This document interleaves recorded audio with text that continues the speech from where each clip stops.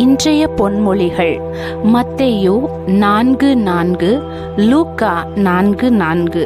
மனுஷன் அப்பத்தினாலே மாத்திரமல்ல, தேவனுடைய வாயிலிருந்து புறப்படுகிற ஒவ்வொரு வார்த்தையினாலும் பிழைப்பான் என்று எழுதியிருக்கிறதே என்றார். இந்த வார்த்தை வேத புத்தகத்தில் 3 இடங்களில் வருகிறது. மோசேயினால் இஸ்ரவேல் ஜனங்களுக்கு உபாகமம் 8:3 40 வருஷம் இஸ்ரவேலர் வனாந்திரத்தில் நடந்து வருகையில் அவர்களுக்கு கட்டளையாக மோசேயினால் கொடுக்கப்பட்ட வார்த்தைகள் இது.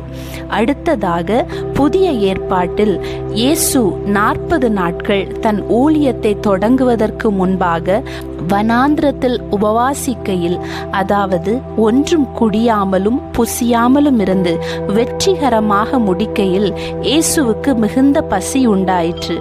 இதை சாதகமாக பயன்படுத்தின சாத்தான் மத்தேயு 4:3 நீர் தேவனுடைய குமாரனானால் இந்த கல்லுகள் அப்பங்களாகும்படி சொல்லும் என்று சோதிக்கிறான். இயேசு 40 நாட்கள் உபவாசித்ததினால் அவருக்கு கண்டிப்பாக பிதாவாகிய தேவன் வல்லமைகளை, வரங்களை கொடுத்திருப்பார்.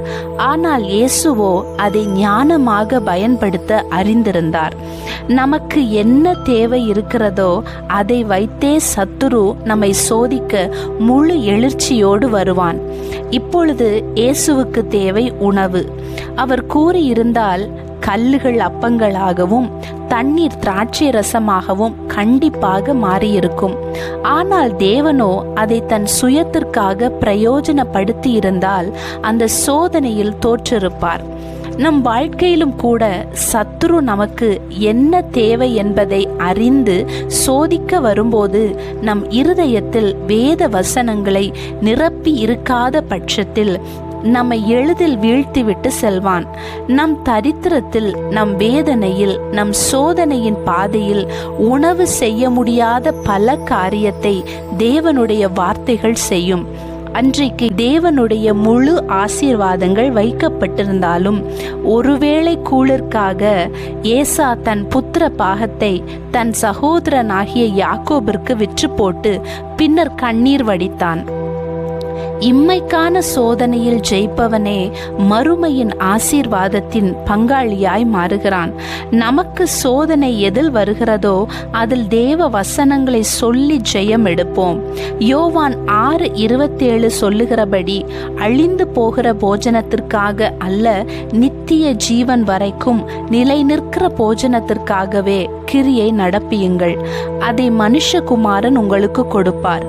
ஒவ்வொரு நாளும் புது புது உணவை சமைத்து சாப்பிடுவது போல அதிகாலையில் அன்றைக்கு தேவையான தேவ வார்த்தைகளாகிய மன்னாவை தேவனிடத்திலிருந்து பெற்றுக்கொள்வோம்.